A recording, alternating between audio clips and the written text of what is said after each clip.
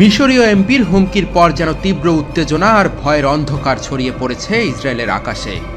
মিশরের সেনাবাহিনীর তীব্র প্রশিক্ষণ মহড়ার ভিডিওগুলোর প্রতিটি ফ্রেমে যেন নতুন এক যুদ্ধের আগমনের কথা বলছে।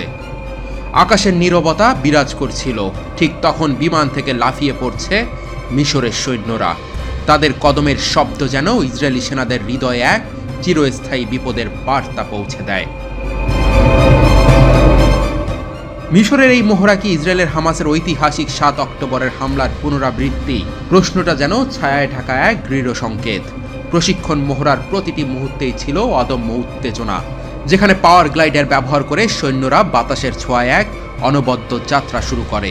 এই একই প্রযুক্তি যা ৭ অক্টোবর হামাসের সৈন্যরা ব্যবহার করেছিল, আজ মিশরের শৈলীতে নতুন করে জীবন্ত হয়েছে। মার্কিন মিত্র হিসেবে পরিচিত ইসরায়েল এবং মিশর এই ঘটনার মাঝে দেখাচ্ছে মার্কিন মিত্র বনাম মার্কিন মিত্রের সংঘর্ষের ছাপ। মিশরের এমপি মোস্তফা বাকরি, যিনি দীর্ঘদিন ধরে রাজনীতির জোয়ার তোলেন, এবার সরাসরি ইসরায়েলকে সতর্ক করে দিয়েছেন। তার হুমকির শব্দ যেন এক চরম বারুদের ঝাপটা, যা শুনলে ইসরায়েলের বুকে এক অজানা আতঙ্কের সঞ্চার হয়। এক বিবৃতিতে বাকরি স্পষ্ট করে বলেন, যদি ইসরায়েল কোনো পদক্ষেপ নেয় তাহলে পরের দিন মিশর তেল আবিব আক্রমণ করবে। তিনি সতর্ক করে দিয়েছেন যে মিশরের নিরাপত্তার উপর কোনো আক্রমণের সিদ্ধান্তমূলক প্রতিক্রিয়া দেখা যাবে, যা ইসরায়েলের গর্জনকেও চুপ করিয়ে দেবে। মিশরের আইন প্রণেতা মোস্তফা বাকরি এক স্পষ্ট বার্তা দিয়েছেন, ইসরায়েল মিশরের সেনাবাহিনীর ক্ষমতা ভুলভাবে উপস্থাপন করেছে। একটি তারিখবিহীন ভিডিওতে সিনাই মরুভূমিতে মিশরীয় ট্যাঙ্কগুলি সারিবদ্ধভাবে দেখানো হয়েছে। সেই দৃশ্য যেন মরুভূমির শুষ্ক বালিতে এক মৃত্যুঞ্জয় মিছিল। সতর্ক করে দেয়, যুদ্ধের আগুন নিভে ওঠার মতো নয়।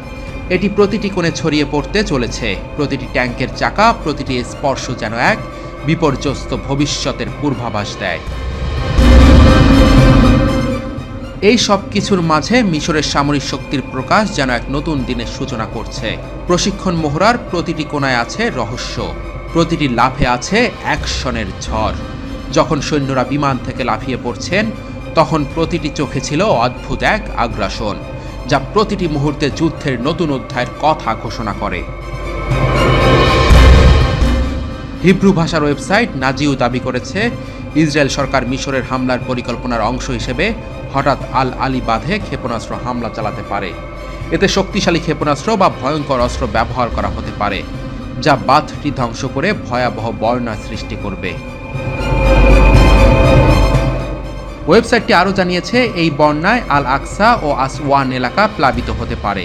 নীল নদীর তীরের সামরিক ঘাঁটি ও শিল্প কারখানা পানিতে তলিয়ে গেলে হাজার হাজার মানুষের প্রাণহানি ঘটতে পারে।